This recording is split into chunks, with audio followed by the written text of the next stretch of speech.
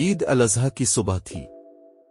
हर कोई कुर्बानी के लिए तैयार था, मगर इस गिली में कुर्बानी का सीन थोड़ा अलिफाल्टा होने वाला था। ओ भाई, ये तो बच्ची है, 2 मिनट में काबू आ जाएगी। अब कसाई जान बचा रहा था और गाय इंसाफ लेने के लिए पीछे। अरे मैं तो कारबानी करने आया था, कारबान होने नहीं। या अल्लाह, ये गाय है या फौजी, बाज ही नहीं आती। इस ईद पे कुर्बानी करे, लेकिन गाय से पहले दोस्ती जरूर करे। अल्लाह हाफिज।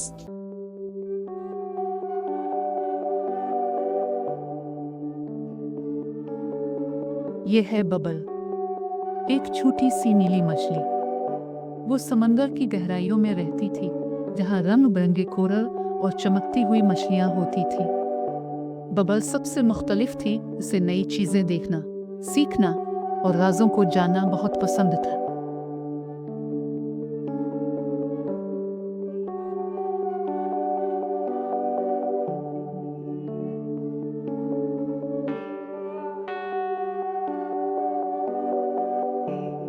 एक दिन बबल ने एक अजीब सी आवाज सुनी। ये आवाज समंदर की एक अंधेरी गार से आ रही थी, जहाँ से हल्की हल्की रोशनी भी निकल रही थी। बबल ने हैरानी से कहा, ये क्या है? शायद ये कोई जादू है। और फिर वो इस आवाज के पीछे पीछे चल पड़ी।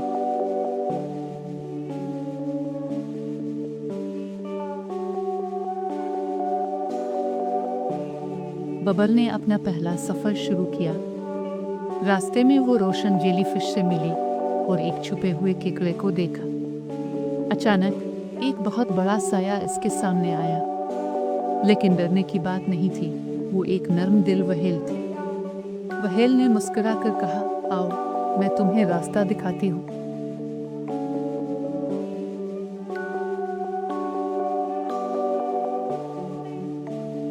व्हेल बबल को एक पुराने डूबे हुए जहाज तक ले गई।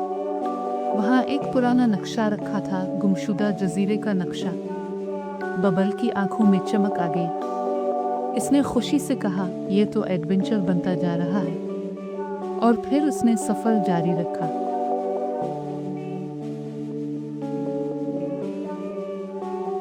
नक्शा बबल को एक पुरस्कार दरवाजे तक ले आया।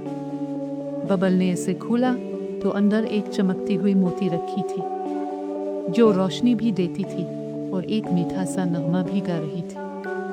सारी मछलियां वहां इकट्ठी हो गईं। सब हैरान थी। इतनी खूबसूरत मोती उन्होंने पहले कभी नहीं देखी थी।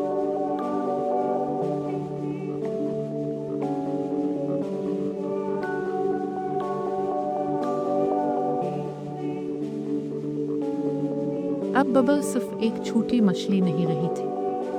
अब वो समंदर की हीरो बन चुकी थी, जिसने हिम्मत, दोस्ती और तलाश के जज्बे से सबको एक नया रास्ता दिखाया। सारे दोस्त खुशी से नाचने लगे और समंदर में जश्न मनाया गया।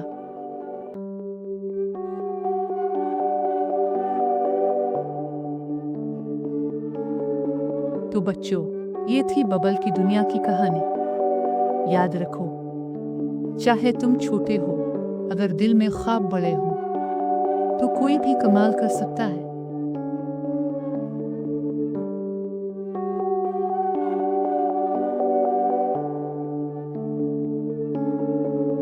अल्लाह हाफिज।